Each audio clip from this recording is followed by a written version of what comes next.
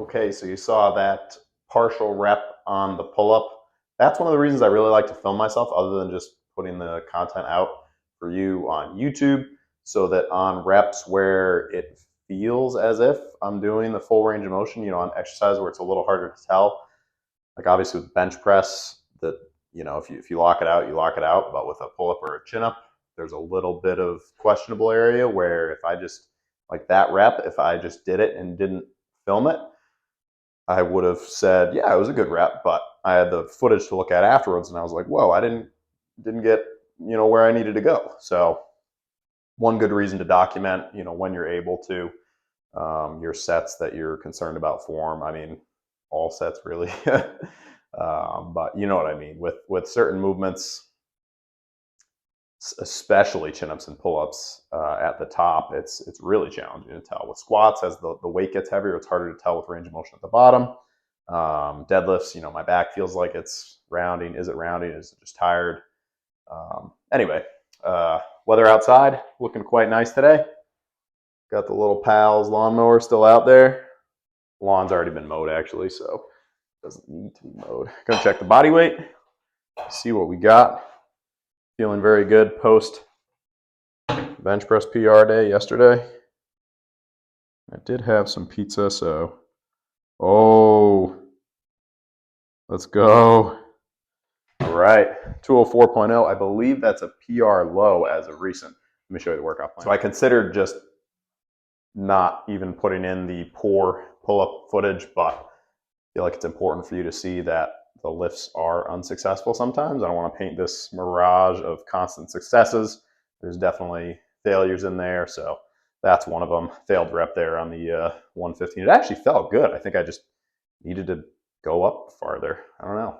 Anyway, on to the 60-pound pull-ups. We're going to do those next. Some 100-pound rows for a set, 2 sets on the pulls, and then we'll do a big pyramid set on the curls. All right, 60 pounds. Let's do a little better on the top range form. I said 8 plus. Feels like it should be doable. I'm going to go thumbs over now. I felt like with the heavier weight that I was going to lose my grip, but we'll see. Should be fine with this weight.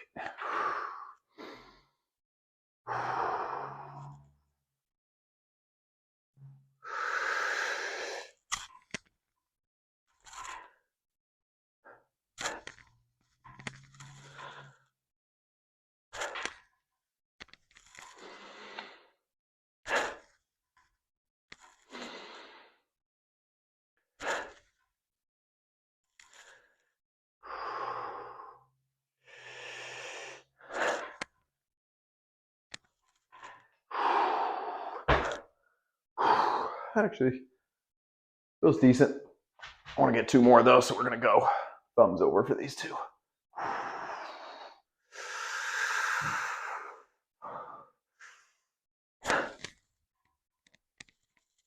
No, that's a noticeable difference in the elbows.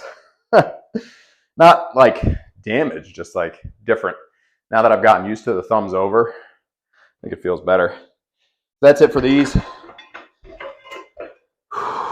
I know I probably affected my total work output for the pull-ups, but got to keep it fun. And I felt like doing a heavier single attempt. Obviously, it was a failed attempt because I did that with chin-ups also. Okay, at long last, this would be a PR. Even if I only did 1 rep, celebrate the little PRs, right? Get excited. 100-pounders, hopefully for 8 or better. But we want a little bit of a hold at the top and want to get the elbows, at least up to where the lat originates, inserts. I guess it inserts. All right, let's see what we can do here.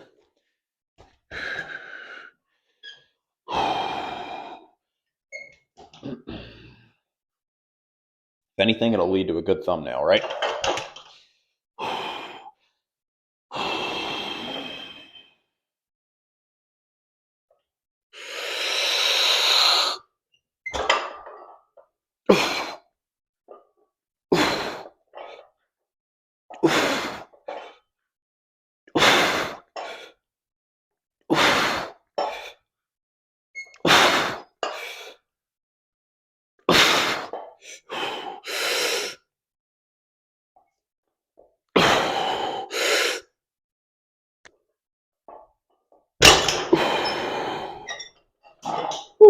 5 pounds makes a difference. That felt good though.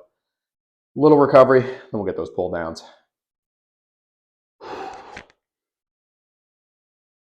Okay, time for the pull down, single arm pull downs.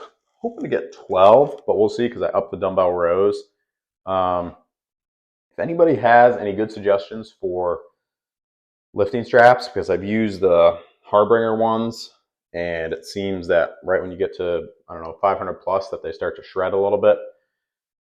Been great otherwise, like every other movement it's fine, but for deadlifts, it seems like they're kind of pushing their limit. So if anybody has any recommendations of a tougher material lifting strap, that would be much appreciated. I know Pete Rubish talked about it in one of his videos, but I can't remember. I think it was like a really long podcast on Elite FTS or something.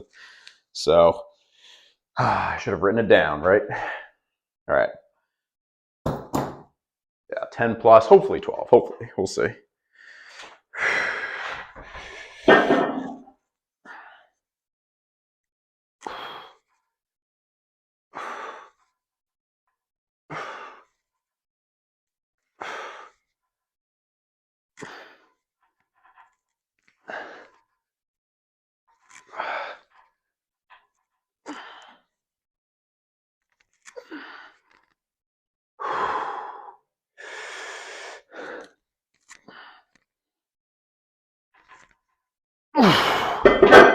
Okay.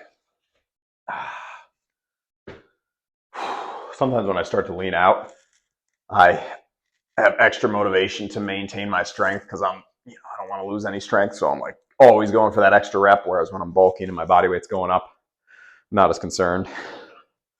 All right, now we got a match.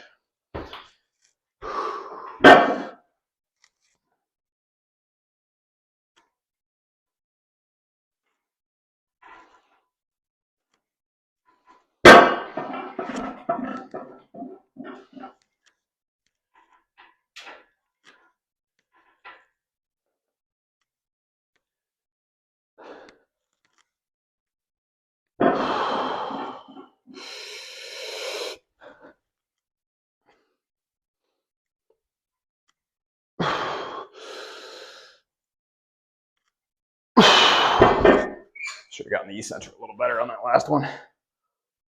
Whew. All right, so now we're trying to get 7 plus. Okay. So at least 8. I'll rest a little in between. I think Pete Rubish might have said his lifting straps were custom made, actually. I don't know. Either way, I looked on Amazon in between sets because I noticed these were starting to shred. And the last thing you'd want to happen when going for a PR is have a lifting strap break for a lot of reasons. I mean, if it breaks on one side, it's like losing your grip on one side. Deadlift's going to flop down like that and possibly take out one of your feet. So that's not great. So yeah, I got to start pondering that. All right, I'll give it another couple seconds. Feeling good after that bench yesterday. No chest soreness really. Not that I was expecting it. I don't like when people say it. When I hear people say that sometimes, like, oh, yeah, really sore. It was a really good workout. I'm like, I resist the urge to burst the bubble and tell them that soreness is just because you did something different. Could be a sign of a good workout, definitely. Or it could just be that you changed up your workout routine and did, machine pec flies instead of dumbbell pec flies. I feel like the sign of a good workout is I was able to do everything I wanted to do, plus increase on some of the movements, do an extra rep, more weight, whatever. Progress, not alternate between movements. All right.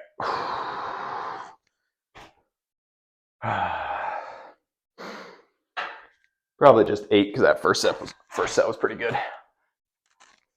Oh, foot got stuck in the screw.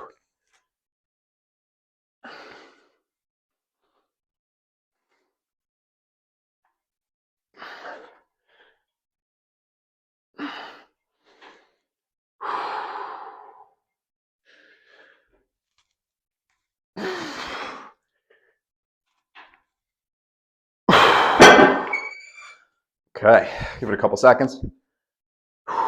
Get the other side.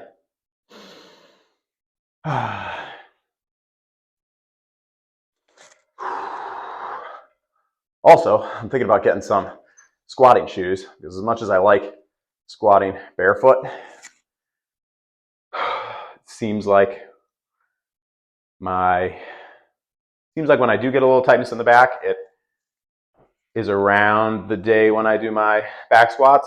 So I'm thinking perhaps I'm not sacrificing depth because I like getting full range of motion on the squats.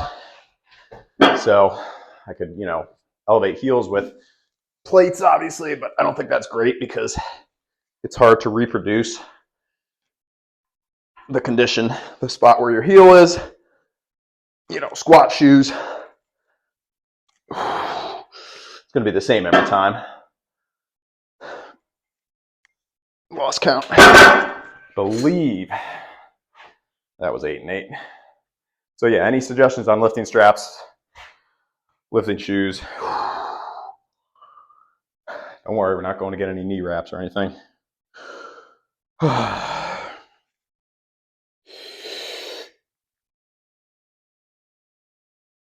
the back doing? We're getting there. Time to grow these biceps, or at least try. So we'll go 30s, probably get like 6. Try the 45s for 3 to 4, and then we might try 52s, 53. But we'll just have to see. The slower warm-up as of late has been feeling excellent, so I feel like we're already seeing some leanness gains in the forearms.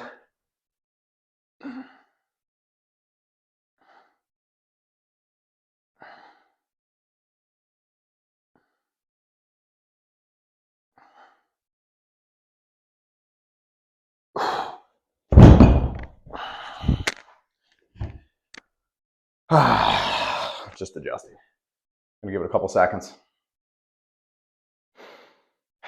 Don't want to get under 200 pounds. Only have another week of leaning out, so I don't think that will happen. But you notice how often I drifted back up, like 208, 207. That's why, in my opinion, you got to track your weight every day, because otherwise, unless you're doing like every month, but the problem is, unless you're really, really consistent and good with your tracking, which statistically, I don't think you'd find that most people are, unfortunately, just because it's hard to do. It's not easy at all. But if you're only checking your weight once a month, more than likely, it is not going to go the direction you want. Like when I was bulking, if I checked my weight every day, if I had a day where I didn't eat enough calories, I would see on the scale the next day that I'd gone down a little in weight. And I would know, okay, I got to increase my calories today. If I didn't check that day, I wouldn't have had the awareness to find out, oh, I went down a pound. I underate yesterday, basically. But because I checked every single day, I always knew exactly what I needed to be doing if I was doing enough. Be like not tracking your workouts. You could still have moderately decent workouts, but you probably just stay in the same place or get weaker because the difference between how 275 and 285 feels on a back squat, kind of hard to tell, but the difference between staying at 275 over a year and adding 10 pounds every 3 weeks, significant. Track. Got to do it.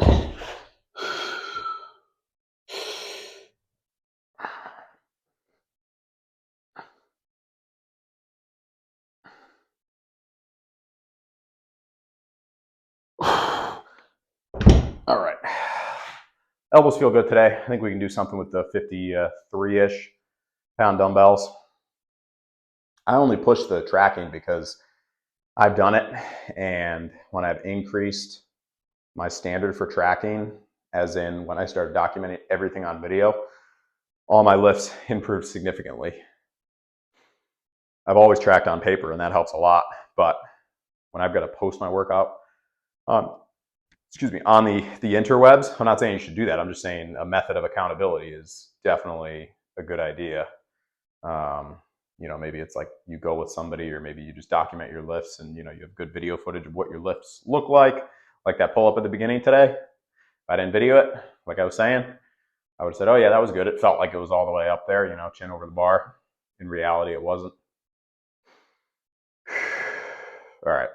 And sometimes too on warm-ups, I hear a lot of people say this. They document their last warm-up before a heavy single, like I did that yesterday.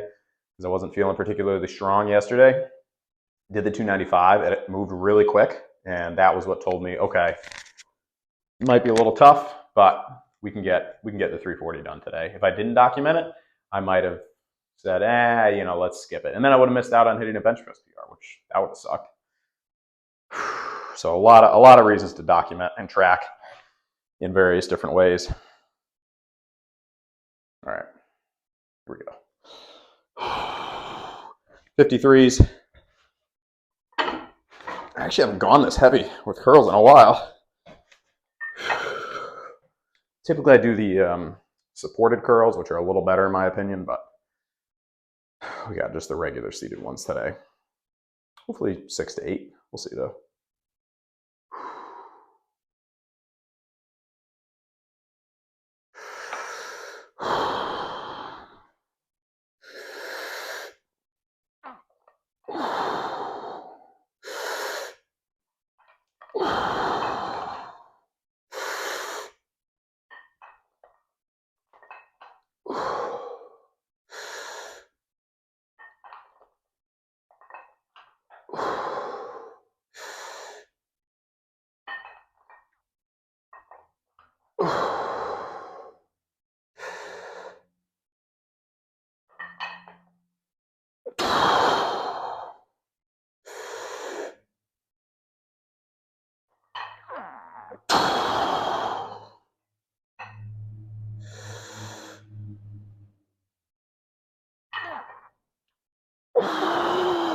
That was the straight pipe Corolla you might have heard going by.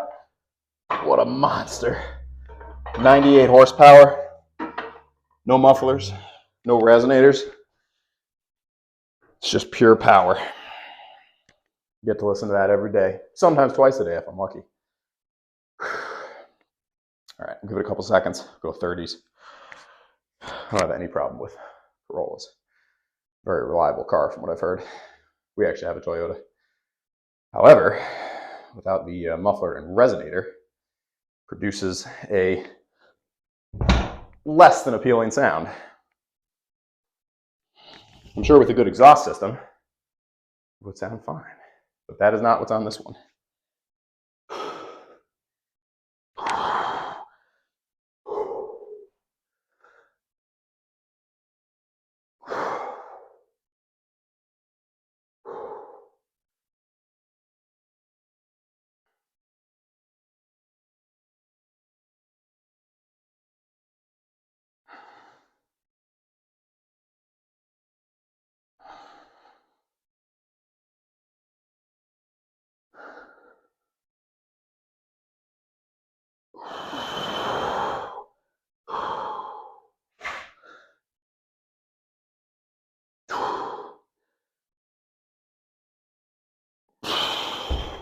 Get one set of the grippers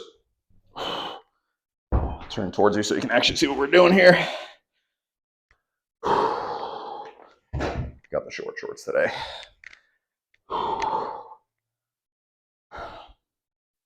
Or they're not short shorts, but they're shorter than my over the knee ones.